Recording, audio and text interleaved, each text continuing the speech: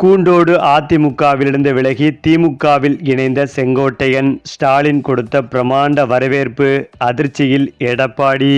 அதாவது மறைந்த முதல்வர் ஜெயலலிதா இருக்கும்போது அதிமுக சார்பில் வைக்கப்படும் பேனர்களில் எம்ஜிஆர் ஜெயலலிதா படங்களை தவிர வேறு படங்களும் இடம்பெறாது.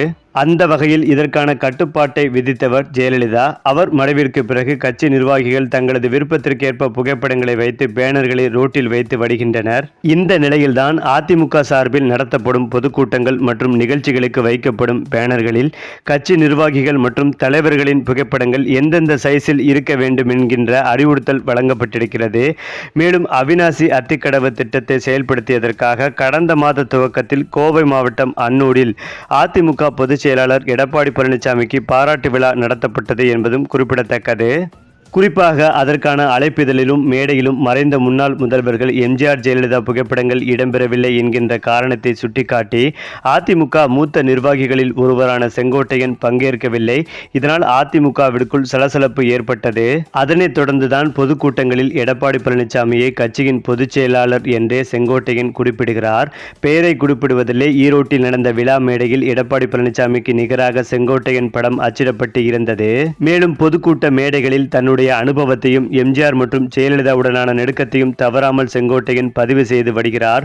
இது கட்சிக்குள் பேசும் பொருளானது. செங்கோட்டையன் செயல்படும் விதம், அவரது பேச்சு குறித்து கட்சியின் பொதுச் செயலாளரான எடப்பாடி பழனிசாமி பதிலளிக்கவில்லை. கட்சி ரீதியாக ஒழுங்கு நடவடிக்கையும் எடுக்கவில்லை. அதே நேரம் எடப்பாடி பழனிசாமிக்கு நிகராக செங்கோட்டையன் படம் அச்சிடுவது நெருடலை ஏற்படுத்தி இருக்கிறது. இதனைத் தொடர்ந்துதான் கட்சி சார்பில் நடத்தப்படும் பொதுக்கூட்டங்கள் மற்றும் நிகழ்ச்சிகளில் பேனர்கள் வைக்கும் போது நிர்வாகிகளின் புகைப்படங்களை எந்தெந்த சைஸில் அச்சிட வேண்டும் என்கின்ற கட்டுப்பாடு விதிக்கப்பட்டுள்ளது. மேலும் இது பற்றி அதிமுக நிர்வாகிகள் சிலர் கூறுகையில், அதிமுகவில் குழப்பம் ஏற்படுவதை தவிர்க்கும் வகையில் பேனர் போஸ்டர் அச்சடிக்கும் போது எத்தகைய நடைமுறையை பின்பற்ற வேண்டும் என்கின்ற அறிவுரை வழங்கப்பட்டுள்ளது. பேனர் ஒரு பகுதியில் இரட்டை இலை இடம்பெற வேண்டும். அண்ணாதுரை படம் சிறிய அளவில் இருந்தால் போதும். எம்ஜிஆர் படம் அதைவிட பெரியதாக இருக்க வேண்டும்.